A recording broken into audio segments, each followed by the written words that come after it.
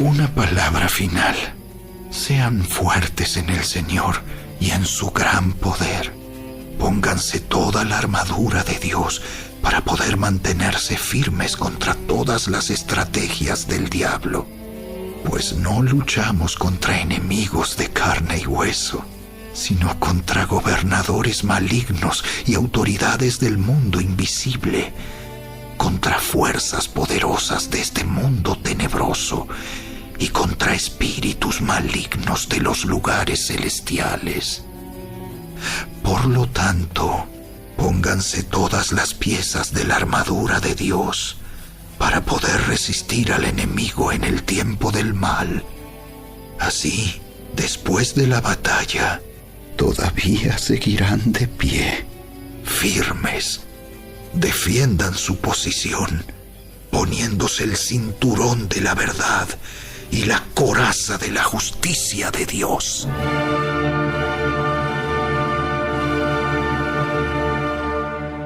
Razones para la exhortación.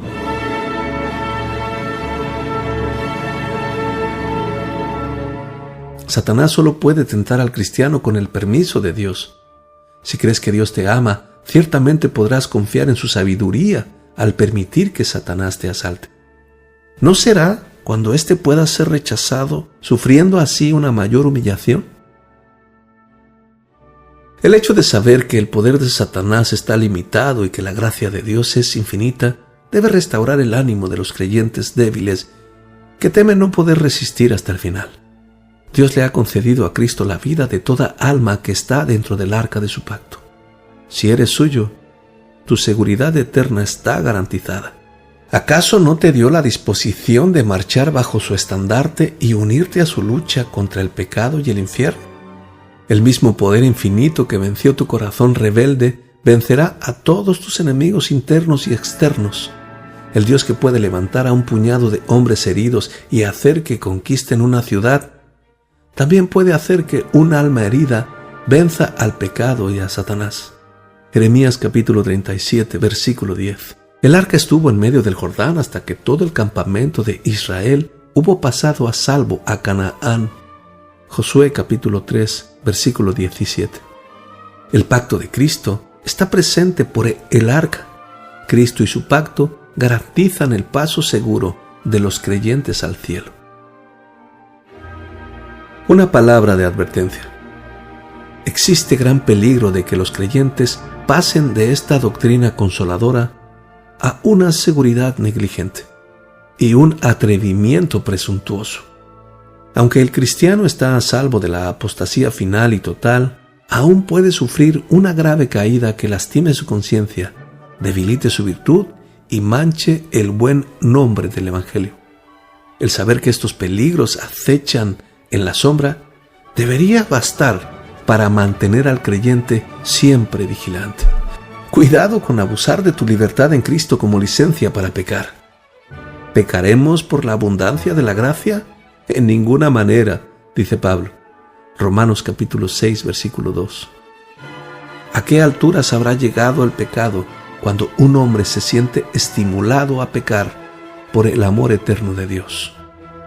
Podemos conjeturar que la gracia verdadera no mora en un corazón que saca semejante conclusión maldita de la premisa de la gracia divina. El cristiano genuino llegará a la conclusión opuesta. Esto es, que la gracia de Dios no se otorga para que nos revolquemos en el pecado, sino para que lo venzamos. La única respuesta aceptable para la magnitud del amor y la gracia de Dios es limpiarnos de toda contaminación de la carne y el espíritu. Segunda carta a los Corintios, capítulo 7, versículo 1. Así como un hijo debe querer agradar a su padre por algo más importante que el temor a ser desheredado, nosotros hemos de estar por encima del cumplimiento del deber cristiano por miedo a caer. Estamos bajo la ley de la vida nueva. Esto debe hacer que deseemos naturalmente la comunión con Dios, como el amor de un hijo hace que éste desee ver a su amado Padre. Es natural que la fe, que es el don que trata con las promesas, purifique el corazón. Mientras más ciertas sean las noticias acerca del amor divino que la fe trae al alma desde las promesas, más purifican el corazón, porque la fe, estimulada por el amor, enciende el corazón respecto de Dios. Si este afecto se inflama, el ambiente estará demasiado caliente para que el pecador permanezca allí.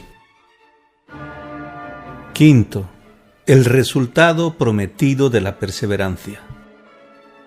Esta frase de "y habiendo hecho todo, estar firmes", incluye el resultado bendito de la perseverancia del cristiano.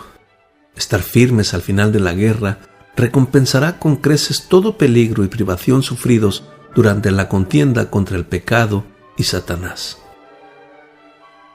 En las guerras terrenales, no todos los que luchan participan del botín. Los beneficiados suelen ser solo unos pocos bolsillos. El soldado raso que soporta la mayor parte de las privaciones sale ganando muy poco. Este soldado lucha para hacer más grandes a unos pocos grandes y a menudo se le despide sin paga suficiente para curar sus heridas. Pero en el ejército de Cristo, el único soldado que pierde es aquel que deserta. Cada soldado fiel recibe un galardón glorioso, expresado en esta frase: habiéndolo hecho todo, estar firmes. Permanecer firme implica tres cosas. Significa ser vencedores. Se dice que un ejército vencido cae delante de su enemigo y el vencedor permanece firme. Al final de esta guerra espiritual, todo cristiano aparecerá como vencedor de sus propias concupiscencias y de Satanás que las dirigía. Aunque el cristiano disfruta de muchas dulces victorias aquí en este mundo, el gozo de sus conquistas se interrumpe con nuevas alarmas porque el enemigo se reagrupa. Se obtiene la victoria un día para empezar otra batalla al día siguiente. A menudo hasta sus victorias lo dejan sangrando por el conflicto. Aunque al final rechace la tentación, las heridas que la consecuencia recibe en la lucha ensombrecen la gloria de la victoria. Para tu consuelo eterno, cristiano, puedes esperar el día en que se resolverá definitivamente la pelea entre tú y Satanás. Verás el campamento de tu enemigo completamente desmantelado y destruido, sin un arma en tu contra. Pisarás las mismas fortalezas desde donde el enemigo disparaba sus dardos, hasta que no quede ni una corrupción en tu corazón para que se oculte allí el diablo. En aquel día glorioso, el enemigo que te ha hecho temblar será hollado bajo tus pies. Significa ser justificados y absueltos en el gran día del juicio. La Escritura utiliza frecuentemente el verbo levantarse o mantenerse en pie en este sentido. Por tanto, no se levantarán los malos en el juicio. Salmo capítulo 1, versículo 5. Esto es, no serán justificados. Yahweh, si mirares a los pecados, ¿quién, oh Señor, podrá mantenerse en pie? Salmos 130, versículo 3. Esto es, ¿quién será justificado? El gran Dios, por cuyo encargo venimos al mundo, ha fijado un día para juzgar a ese mundo por Jesucristo. Será un día solemne, cuando todos los que hayan vivido, nobles y viles, buenos y malos, se reunirán en una asamblea para comparecer personalmente ante Cristo y oír de su boca el veredicto eterno. El Señor estará asistido por una guardia de honor de ángeles listos para ejecutar su sentencia. No me maravilla que el sermón de Pablo acerca de este tema causara un terremoto en la conciencia de Félix. Más bien me asombra que alguien esté tan sumido en la dureza de corazón que el pensar en aquel día no le haga reaccionar. ¿No consideras felices a aquellos que serán absueltos por Cristo en ese día? ¿No quieres saber quiénes serán esas almas bienaventuradas? Para saberlo, no hace falta ir al cielo y buscar en los archivos. Has de saber aquí y ahora que los que estarán firmes en el juicio son aquellos que luchan en la tierra las batallas del Señor contra Satanás. Vestíos de la armadura del Señor. Son los creyentes que lo habrán hecho todo. Los procedimientos de aquel día desacreditarán del todo a Satanás, su acusador ante Dios y a su conciencia. siempre amenazándolos con el terror de la condenación ante el trono del juicio de Cristo. El mundo malvado se confundirá al ver cómo la mano de Cristo limpia el barro que tiraron a la cara de los cristianos. ¿No será esta recompensa suficiente por todo el desdén y la opresión que soporta el santo en esta vida? Pero eso no es todo. También denota el rango de los cristianos en el cielo. Cuando un príncipe quiere premiar a los súbditos que se han distinguido en el servicio de la corona, les da un cargo honroso en la corte. Salomón indica que uno de los mayores honores que puede recibir un hombre es estar delante del rey. El cielo es la ciudad real donde Dios tiene su corte, y el gozo de los ángeles es permanecer delante de Dios. Yo soy Gabriel, que estoy delante de Dios. Lucas capítulo 1, versículo 19. Esto es, soy uno de los espíritus benditos que esperan en Dios y están delante de su rostro, como los cortesanos delante de su rey. Cada alma fiel tiene la promesa de este honor. Nada debe tener un efecto mayor sobre el espíritu del cristiano que considerar su bendito estado en el cielo como galardón de todos sus conflictos aquí en la tierra. Esta espada debería cortar los nervios mismos de la tentación y decapitar las concupiscencias que desafían a huestes enteras de otros argumentos. ¿Cómo puede coexistir el pecado con la esperanza de esta gloria? Cuando el cristiano pierde de vista durante mucho tiempo los pensamientos del cielo, olvida su esperanza de aquel lugar glorioso y empieza a hacerse algún ídolo. Como Israel adoró el becerro en ausencia de Moisés.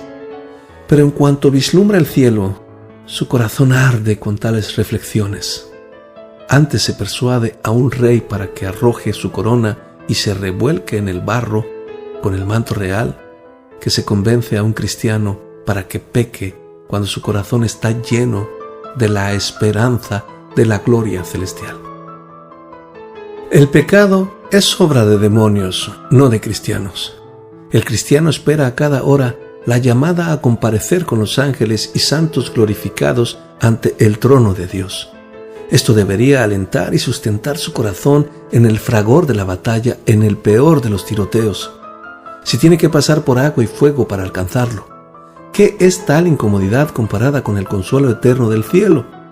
Mantener siempre el gozo celestial te ayudará a correr con paciencia, a soportar las escaramuzas con la tentación y la aflicción. Es más, te hará entender también que estos contratiempos no son comparables con la gloria venidera que en nosotros ha de manifestarse. Romanos capítulo 8, versículo 18.